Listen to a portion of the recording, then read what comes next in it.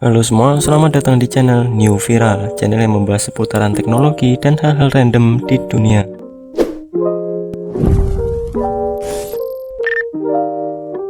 Kalian pasti pernah berpikir nih, kok bisa ya kapal-kapal yang besar tidak dapat tenggelam di lautan yang luas, sedangkan kapal-kapal tersebut memiliki ukuran yang amat besar dan memiliki bobot ratusan ton yang bisa terapung dan berlayar sampai ke tujuannya. Namun ada banyak benda-benda lain yang punya massa atau bobot yang berat tapi mudah tenggelam di dasar laut. Contohnya besi dan beton. Kenapa bisa begitu? Yuk simak video selengkapnya. Kapal bisa terapung di atas air karena terdapat adanya massa jenis kapal yang lebih kecil dibandingkan massa jenis air, dan terdapat juga pemanfaatan gaya Archimedes. Kita bahas terlebih dahulu apa sih itu massa jenis. Massa jenis adalah perbandingan antara massa benda dengan volumenya. Dapat diartikan semakin kecil massa benda, maka akan semakin ringan. Dan semakin besar volume benda tersebut, maka semakin kecil pula massa jenisnya. Masih bingung?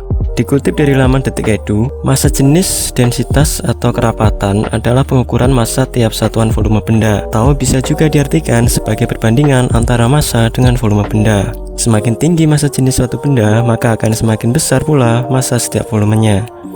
Massa jenis rata-rata setiap benda merupakan total massa dibagi dengan total volume.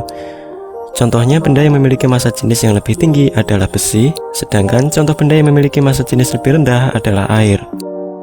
Oleh sebab itu, kapal didesain dan dibuat dengan massa jenis lebih rendah daripada massa jenis air, agar kapal tersebut dapat terapung di permukaan air laut. Tidak hanya itu, kapal ini dapat terapung juga menerapkan hukum Archimedes. Apa sih hukum Archimedes? Pengertian hukum Archimedes adalah sebuah hukum tentang prinsip pengapungan di atas zat cair. Hukum Archimedes adalah hukum yang menyatakan bahwa setiap benda yang sebagian atau seluruhnya terendam zat cair mempunyai gaya dorong ke atas pada benda tersebut, atau yang sering disebut gaya apung. Hukum Archimedes pertama kali ditemukan oleh seorang ilmuwan yang bernama Archimedes.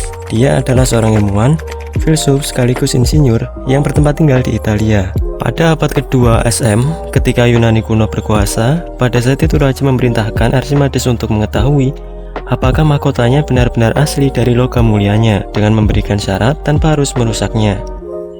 Setelah itu, Archimedes banyak menghabiskan waktunya untuk memikirkan perintah tersebut, hingga dia mendapatkan sebuah ide ketika dia saat itu sedang mandi dan memasukkan tubuhnya ke dalam air, sehingga sebagian airnya mengalir keluar.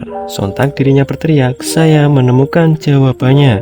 Gagasan ini kemudian dikenal sebagai hukum Archimedes, yang menyatakan bahwa berat fluida yang dipindahkan sama dengan gaya apung yang bekerja pada benda tersebut.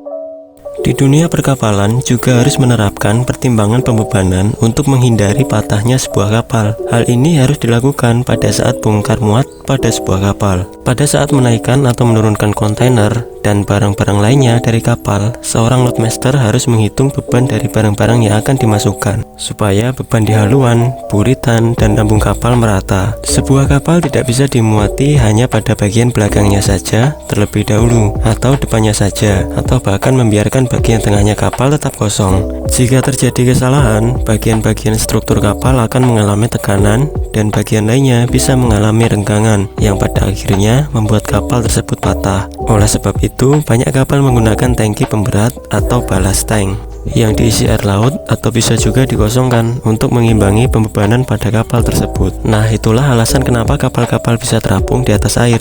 Semoga video ini dapat menghibur kalian dan memberikan wawasan baru. Ya, walaupun video ini sedikit membosankan. Sekian dari aku, sampai jumpa di video selanjutnya.